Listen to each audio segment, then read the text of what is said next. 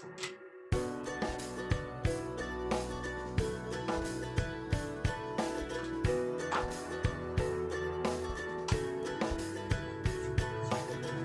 Everyone, good morning. Welcome back to Shipra's world यानी कि शिप्रा की दुनिया में आप सभी का स्वागत है। और आज है डेट बता देती हूँ, 12 जनवरी है और अब आने वाली है संक्रांति और कल है लोहड़ी। तो मुझे संक्रांति की तैयारी करनी है, तो आज मैं संक्रांति की तैयारी करूँगी। मैंने वो जो बेडशीट लेके आई हूँ ना देने के लिए, बांटने के लिए, वो भी बॉक्स में डाल दी थी, तो वो भी आज निकालने हैं। उनको कट करने हैं। वो सिंगल बेडशीट है लेकिन डबल जोड़े के साथ है, तो उनको कट करना पड़ेगा। तो एक तो वो काम करना है और एक बायना निकालना है, वो काम भी करना है। तो आज बहुत सारे काम है और खाना भी अभी बनाना है, क्योंकि लंच मैंने आज से तैयार नहीं किया है और 11 बजने वाले हैं। क्योंकि आज मैंने थोड़ा ढंग से सफाई वगैरह कर रही थी ना, तो इस वजह से थोड़ा टाइम लग गया। तो अब मैं लंच की तैयारी करूँगी पहले तो, और फिर मैं संक्रांति की तैयारी करूँगी। तो चलिए फटाफट पहले ये सारे काम निपटा लेती हूँ और आप लोग बने रहिएगा ब्लॉग में।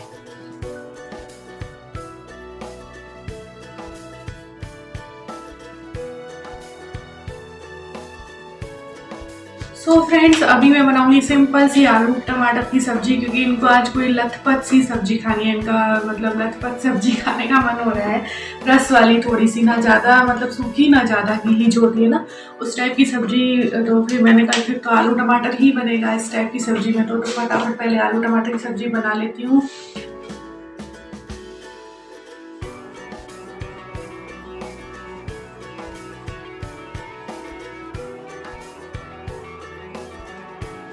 तो यहाँ पर मेरी सब्जी बनाने की सारी तैयारी हो चुकी है। मैंने गैस पर कुकर चढ़ा दिया है और फटाफट से ना आलू टमाटर की सब्जी बना लूँगी और सिंपल बस रोटी बनाऊँगी। आज का जो लंच है वो बहुत ही सिंपल होगा, क्योंकि आज मेरे बहुत से काम हैं जो मेरे पेंडिंग है। मतलब जैसे कि कपड़े भी धोने हैं, लंच होगा, उसके बाद कपड़े धोऊँगी, उसके बाद सारी संक्रांति की जो है वो तैयारी देखनी है, क्योंकि संक्रांति में भी अब सिर्फ 2 ही दिन रह गए हैं, तो वो भी देखना पड़ेगा। कपड़े लगाए थे, मशीन लगाई थी अभी।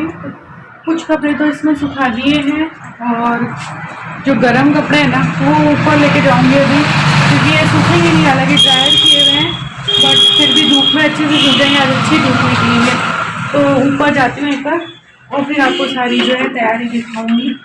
सारी चीज़ें निकालूंगी संक्रांति वाली और फिर आपको सारी चीज़ें भी दिखा दूँगी। दिमाग देखो वापस प्लग लगा रही बात करते करते ना, इसे बंद करना है मशीन को और मैं वापस लगा दी थी। तो चलिए एक बार इनको कपड़ों को लेके चलती हूँ ऊपर और फिर मैं मिलूंगी आपको उनसे, ठीक है।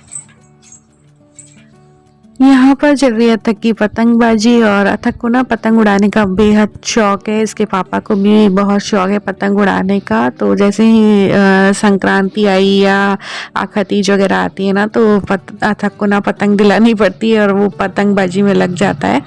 तो मैंने कहा चलो अथक इतनी अच्छी पतंग उड़ा ही रहा है तो इसकी क्लिप लेनी तो बनती है। और बस उसके बाद मैं कपड़े जो लाई थी ना ऊपर सुखाने के लिए, वो बस सुखा रही हूँ, क्योंकि देखिए आज धूप देखो ना कितनी अच्छी लग रही है ना, खिली खिली धूप निकली थी। लेकिन ना ऊपर बैठने जैसी धूप नहीं थी, बहुत ज़्यादा तीखी सी धूप थी ना। कपड़े वगैरह सुखाने के लिए तो काफ़ी अच्छी थी, लेकिन हम बैठ नहीं सकते ऐसी धूप में।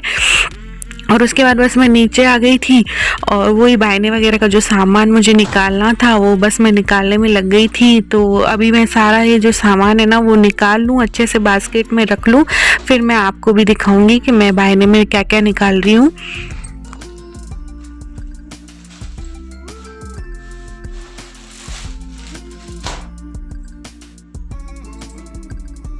चलिए फ्रेंड्स, आपको भी बता देती हूँ बायने में क्या क्या निकाला है। तो वैसे तो आप सबको पता ही है बायने में सुहाग की सारी चीज़ें होती है वही निकाली हैं।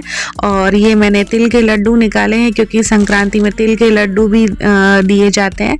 ये कंघा है, ये ऑयल है, ये पाउडर है, काजल है, बिंदी है, सिंदूर है, नेल पेंट है, कांच है, फेयर एंड लवली है और शैम्पू का पाउच है, मेहंदी का कोन है। तो यही सब चीज़ें बायने में जो होती हैं वो निकाली हैं, और कुछ कुछ जो रह गया है वो डाल दूंगी बाद में मार्केट से लाकर। और ये जो बेडशीट हैं जो मैं लेके आई थी ना, मम्मी के घर से खरीदे थे, वही वाले बेडशीट हैं।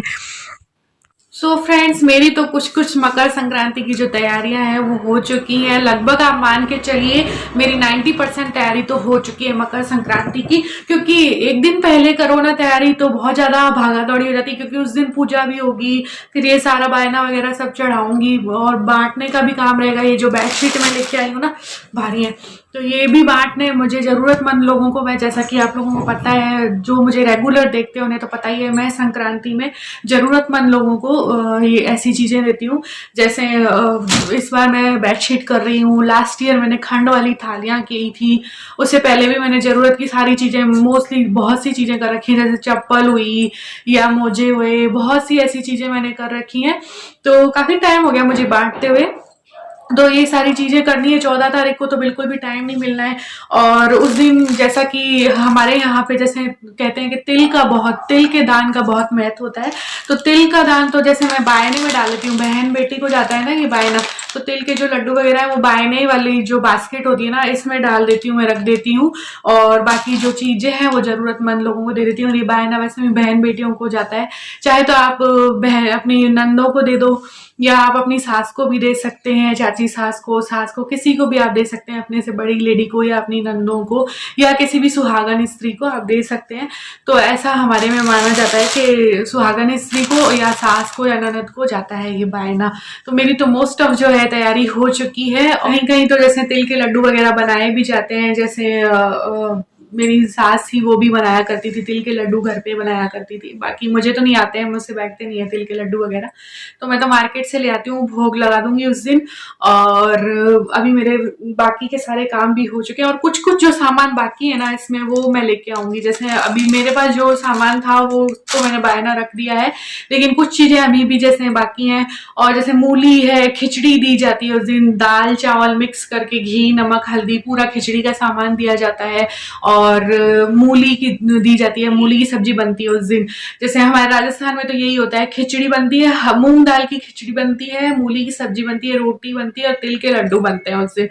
तो ये सब चीजें होती हैं संक्रांति के दिन। और बाकी जैसे जयपुर वगैरह में पतंगबाजी वगैरह भी होती है, पतंग उड़ती है, यहाँ पर भी आजकल लोग उड़ाने लगे हैं। वैसे पतंग हमारे यहाँ तो जैसे बीकानेर स्थापना दिवस पे उड़ाई जाती है, लेकिन बहुत सी जगह पे मकर संक्रांति पे भी पतंग उड़ाई जाती है। गुजरात हो गया, जयपुर हो गया, कोटा हो गया, वहां पर मकर संक्रांति पर ही पतंग वगैरह उड़ाई जाती है। तो अथक तो अभी भी पतंग उड़ा रहा है, लेके आया अपने पापा के साथ।